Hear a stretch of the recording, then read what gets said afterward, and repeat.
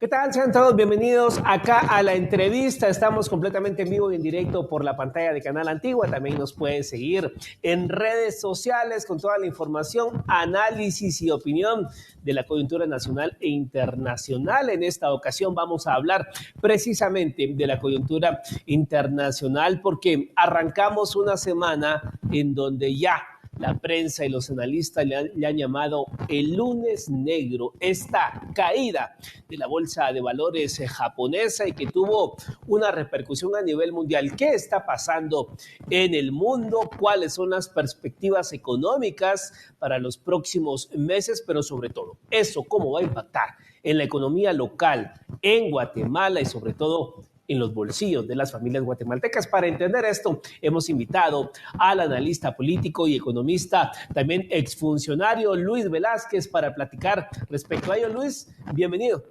Muchas gracias, Mario, por la invitación, y aquí estamos para responder e ilustrar en estos minutos qué está pasando en el mundo y qué podría pasar en Guatemala.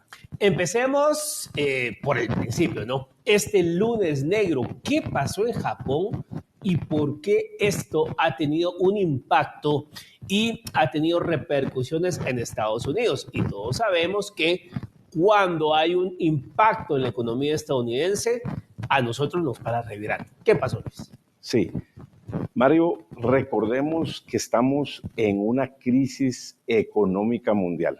Aunque muchos no lo quieran reconocer, hay una serie de síntomas muy claros y puntuales que se desencadenaron a raíz del coronavirus, concretamente desde marzo 2020. ¿Qué pasó? El lunes 5 de agosto, que ha sido considerado el peor lunes negro en los últimos 40 años, inclusive peor que cuando tuvimos la crisis del 2008 al 2012, aproximadamente, la burbuja inmobiliaria. Las bolsas de valores se cayeron en la mayoría de los países desarrollados del mundo. Hubo pérdidas de trillones de dólares. Los indicadores financieros vinieron para abajo. Hubo mucha especulación, preocupación. Cayó el precio del petróleo crudo a nivel mundial. Inclusive las exportaciones de Corea del Sur se detuvieron por un periodo de aproximadamente 48 horas porque no sabían qué iba a suceder. Y lo peor del caso es que con este temor la mayoría de inversiones se empiezan a paralizar. Adicionalmente, recordemos que Estados Unidos está en un proceso electoral muy dividido. En mi opinión, es cuando más dividido está Estados Unidos, y lo manifiestan las encuestas. Adicionalmente, con el agravante de las altas tasas de interés que se esperaba que en la anterior reunión hace pocas semanas, 3-4 semanas, de la Reserva Federal de Estados Unidos, se esperaba que se anunciara una baja de la tasa de interés. Sin embargo, no se dio. Adicional que la guerra a Ucrania sigue, adicional los conflictos en el Medio Oriente, que está a un chispazo, a un milímetro. Entonces, el mundo hoy está muy volátil, Mario, y para aterrizar, el efecto sushi en Japón, donde, en mi opinión, es un mal manejo macroeconómico de Japón, porque está muy estatizado el tema de la deuda pública. Ellos lo quieren financiar a tasas cero con lo que pagan los japoneses y con los ahorros que ellos hacen, lo que genera que especuladores, llamémosle coyotes en el buen sentido de la palabra, a nivel mundial, prestan un día, lo invierten en otro continente, lo regresan, y eso ocasiona una serie de desequilibrios similar a lo que sucedió con la bolsa de valores rusa, que tú te recordarás que inclusive hubo una caída muy fuerte en su momento. Inclusive varios bancos quebraron a nivel mundial por estar en ese juego de los casinos. Y hasta las criptomonedas se cayeron cerca de un 15-16%, y que por eso yo no le recomiendo a nadie gastar su dinero y perderlo en las criptomonedas, porque eso es como meter el dinero a un casino. A mí particularmente no me gusta jugar en los casinos. Ahora bien, entonces digamos, haciendo esta conexión Japón, Estados Unidos, ¿cómo esto repercute en América Latina y sobre todo en la economía local? Tenemos una gran ventaja en Guatemala, Mario. No estamos conectados a esos mercados de valores que está, por ejemplo, México, Colombia, Brasil, y en el caso de Guatemala no estamos conectados, entonces no hubo ningún impacto directo. Sin embargo, recuérdate que la tasa de interés en la Junta Monetaria, que en mi opinión también está equivocada, yo le recomiendo a los amigos banqueros que llegó el momento de bajar esas tasas de referencia para motivar la reactivación de los motores económicos. En mi opinión, el país que está haciendo lo correcto en el mundo es China, porque China se desligó de las decisiones de la Fed, de las decisiones de Occidente, y ellos, lejos de subir sus tasas, las siguen manteniendo a tasas muy competitivas, y por lo tanto tú ves que la economía de China, aunque sí ha bajado, sí hay una desaceleración, pero sigue creciendo arriba del 5%, y eso los va a llevar a ser la economía número 1 en el mundo en el año 2030. Ahora bien, pero Guatemala puede tener esa independencia, digamos, con todos los factores que nos unen a los Estados Unidos y principalmente por el tema migrantes y remesas. ¿Guatemala puede tener esa independencia? Sí la puede tener, Mario. Recuérdate que los migrantes están mandando más de 22,000 millones de dólares. Este año hay un crecimiento de 2 dígitos, porque el año pasado tuvimos 20,000 millones. El sistema financiero guatemalteco es lo suficientemente sólido. Hay liquidez. Tú puedes ver las utilidades de los bancos del año 2023 y cómo van ahora en el 2024. Entonces, no está conectada. Debemos aprovechar esa desconexión que hay, porque si tú ves, no tuvo un impacto real acá. Por supuesto, los temas de inflación, el alto costo de la canasta básica, sí. Mi opinión concretamente, sí. Por supuesto que el gobierno tiene que mandar los mensajes claros de certeza jurídica, de respeto de los contratos, incentivo a las inversiones, infraestructura, etcétera. Pero sí lo puede hacer Mario, definitivamente, con pleno conocimiento. Me llama la atención, Luis, los elementos que planteaste como factores de volatilidad en el mundo. Y quiero ir a uno muy concreto porque es el que más cercano está y, como tú bien dices, a nada, a un chispazo de estallar. Esta amenaza del régimen iraní en cuanto a atacar Israel y que esto se convierta en Medio Oriente en un conflicto bélico a gran escala, porque estamos hablando que, por ejemplo, pues bueno, Irán es una potencia, ¿no? Es una potencia militar, es una potencia nuclear. Israel tiene su poderío bélico y militar también. O sea, estamos a un chispazo de que eso está ahí. Ese tema, ¿cómo pudiese afectar en el mundo, pero sobre todo en la economía latinoamericana y local? Bueno, de hecho ya está afectando, Mario. Recuérdate de los acontecimientos de un sábado 7 de octubre, muy triste, cuando entran extremistas de Hamas, Hezbollah y todos esos grupos a hacer una masacre, cerca de 200 personas en Israel, y todo lo que hemos visto que ha desencadenado. Pero los efectos concretos, ahora con la intervención de Irán y todos estos grupos extremistas, se ha extendido a Sudán, se ha extendido a la parte sur de África.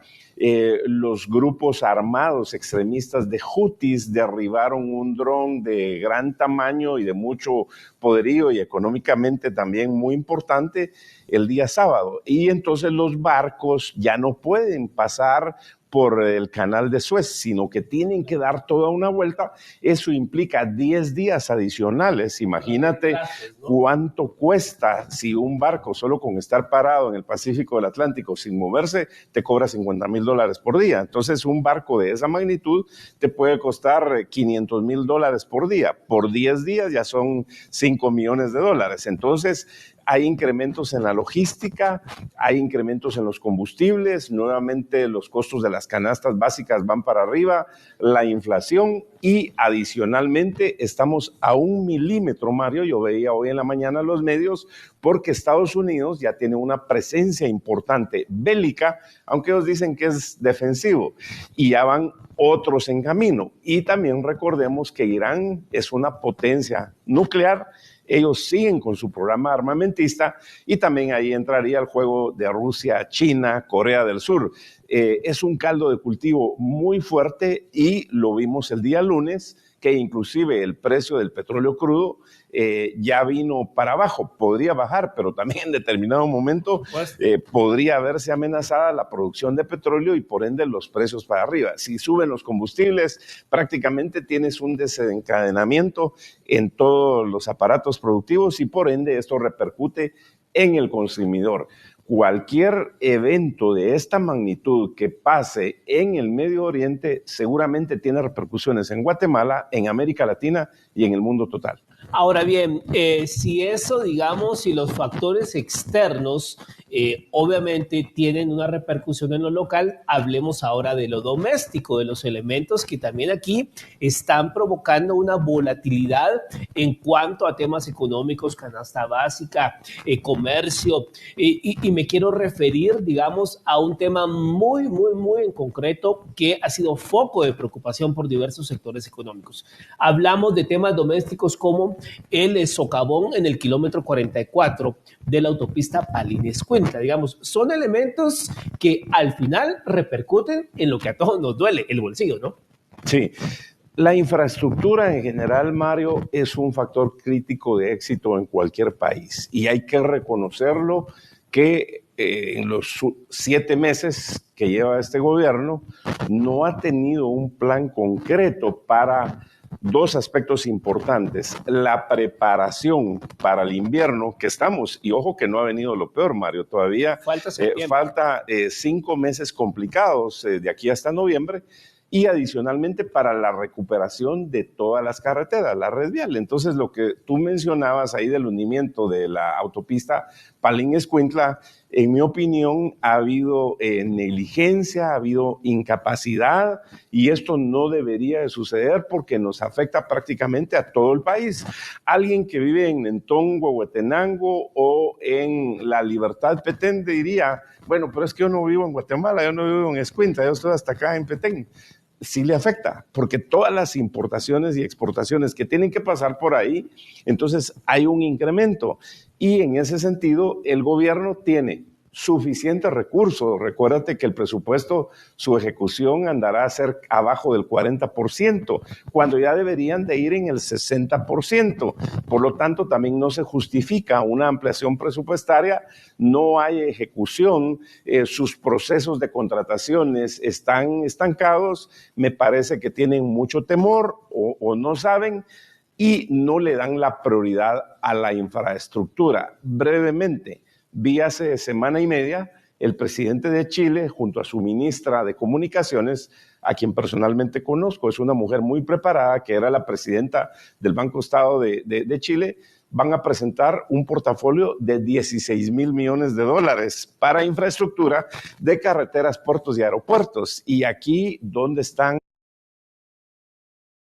esas propuestas? ¿Dónde está quitarle ese candado en el Congreso a la ley de alianzas público-privadas para que el Congreso no tenga que ver absolutamente nada en las autopistas nacionales? Ya hay un dictamen muy bueno, por cierto, en ese sentido, de la Corte de Constitucionalidad, que sí faculta y le da certeza jurídica a las municipalidades y a las mancomunidades para la ejecución vía alianza público-privada. Soluciones hay, Mario, problemas hay, pero donde hay un problema debemos de ver 11 oportunidades. Entonces ahí es donde la decisión, la voluntad política, la actitud de querer resolver los problemas, convertirlos en una oportunidad y decir, Guatemala puede dar un salto cuántico en términos de infraestructura a partir de 30, 60 días, y que eso marque una agenda para los 3 años y 5 meses que le quedan a este gobierno. Estamos por llegar a la mitad del mes de agosto.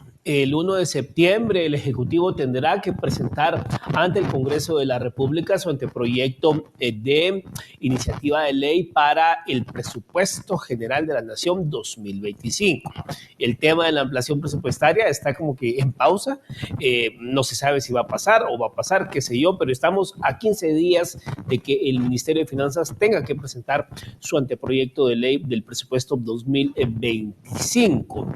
Con todos estos elementos que has mencionado, Luis, elementos externos, el tema bélico que está a punto, a nada de estallar en Medio Oriente entre Irán e Israel, el tema de este lunes negro, la caída del desplome de las bolsas, la campaña electoral en los Estados Unidos, que el 5 de noviembre se va a dirimir quién llega de inquilino a la Casa Blanca, los factores internos, la carretera con el socavón en Palín-Escuintla, importante carretera para la economía. ¿Cómo vamos a terminar en temas económicos este 2024 en Guatemala? Lamentablemente vamos a seguir creciendo como ese crecimiento vegetativo que hemos tenido en promedio cerca del 3.5% en los últimos 20 años, Mario. Eso no es suficiente y de igual forma en el año 2025 se visualiza en términos de entre un 3 y un 3.5, cuando deberíamos de estar creciendo al doble, cuando deberíamos de estar aprovechando el rompimiento de la cadena productiva que se derivó y se manifestó más claramente a raíz del coronavirus y ahora con los temas que mencionábamos del canal de Suez. Hoy es más importante la posición estratégica y competitiva que tenemos como Guatemala para atraer inversiones, crear empleos, oportunidades a través del nearshoring, de la relocalización y de las zonas industriales, que gracias a Dios México lo ha aprovechado, pero ya ha colapsado, es decir, de que ya los inversionistas están viendo hacia Guatemala, están viniendo muchas empresas a instalarse acá, sin embargo, las inversiones no es suficiente y eso se puede medir muy fácil, Mario. Más o menos 1,500 personas se van de Guatemala todos los días a Estados Unidos a buscar una mejor oportunidad económica. No se van para irse a tomar fotos con el Pato Donald, ¿sí? Ni a la frente de la Casa Blanca. Ellos lo que buscan es una mejor oportunidad económica. Entonces, es ahí donde debemos de atraer las inversiones, crear los empleos y las oportunidades. Y te digo, el crecimiento que vamos a tener este año es insuficiente. Deberíamos de estar creciendo por lo menos al doble. Hay fortalezas, hay capacidades, hay oportunidades, sí. Sin embargo, está faltando ese liderazgo político del gobierno.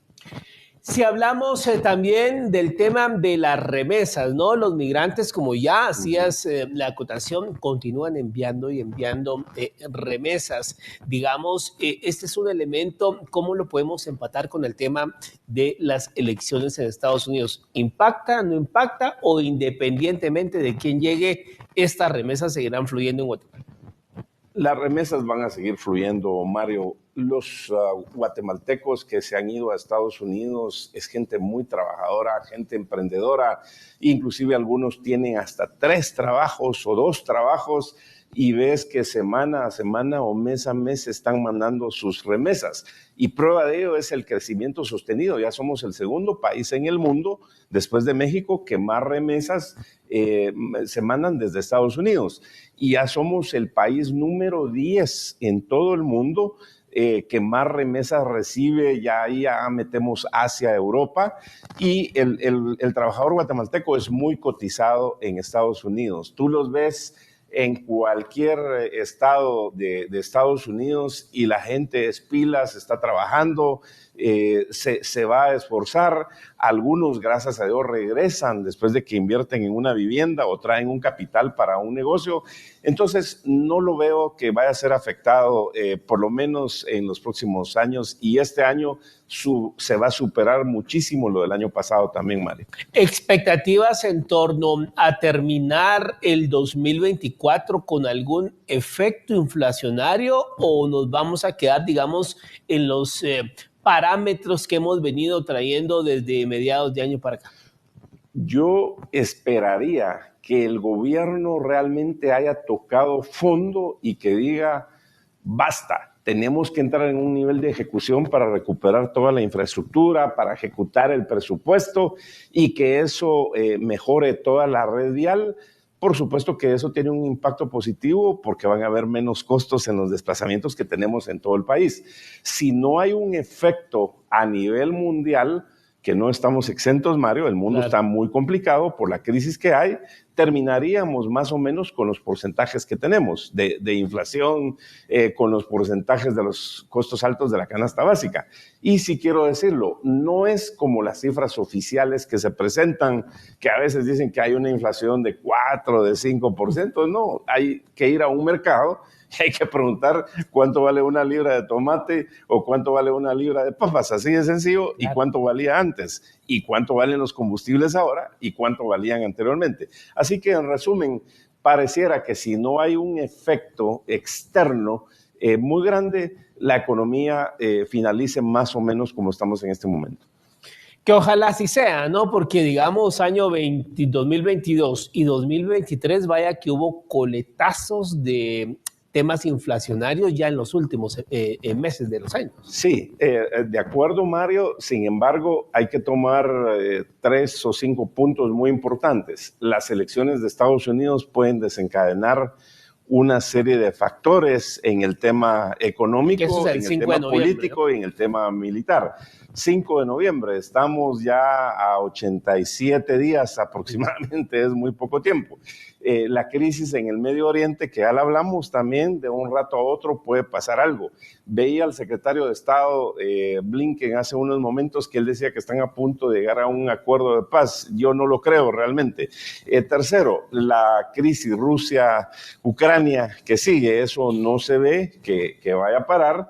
Y 4, las especulaciones que cada día las vemos mucho más. Ya hablábamos del efecto sushi, de la gente que mueve capitales, y porque también hay que decirlo, en este lunes negro, así como se perdieron trillones de dólares, hay muchos ganadores que hicieron su agosto literalmente en el mes de agosto porque compraron barato ante el temor que se pudiera seguir desplomando, y como ya hubo una estabilidad, pudiera ser que pronto esos precios se recuperen, entonces van a ganar miles de millones de dólares en tan poco tiempo, Mario.